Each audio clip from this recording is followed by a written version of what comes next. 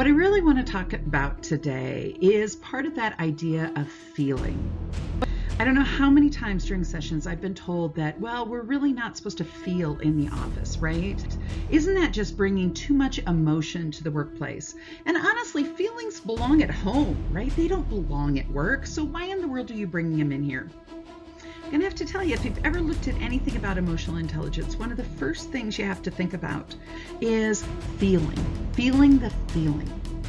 And if you can feel that and decide then what you want to do about it, it's an incredibly powerful thing that can help you to stay in control of who you are and make sure that you don't get triggered by some of those individuals that are out there. So if we continue on with this idea that says, okay, if I'm not supposed to feel at work, then when somebody does trigger me, what am I supposed to do about it?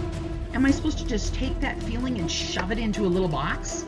Take it into this box, right? I've got this little box here. We're supposed to take it into this box and we're supposed to shove it in there. When you shove them into that box, they get packed away inside your brain, right? And inside that brain, over time, you end up with a whole storage facility inside of there. And what's going to happen is the next time you come up into a situation where the same things happen that you felt previously, that box, the lid's going to come off and you're going to say and do all the things that you just can't even imagine that you were going to do. Why is that? Well, it's because you didn't deal with the feeling that you had initially. And so cramming it in that box just delayed it and made it like a firecracker that's got this long fuse just waiting for the most inappropriate time. What then happens is you get older, you start walking along and they start falling out the back.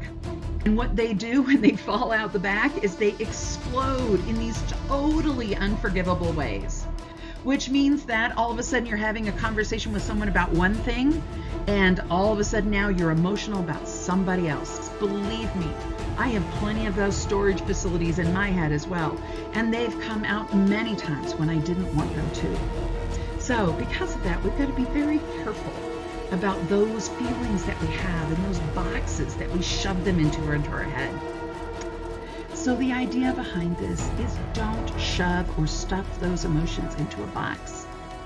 When you're in the moment, you need to feel them, but you also need to decide, what are you going to do with them? So the first thing that you need to do is take 5 seconds.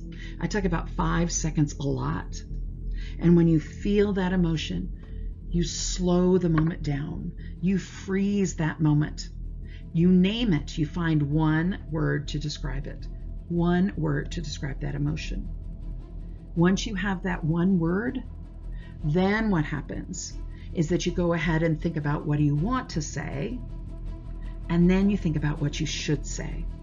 So thinking about that and slowing down that moment, freezing that moment, can help you to handle and process that emotion rather than waiting until the worst possible moment to have it pop on out of that box and embarrass you.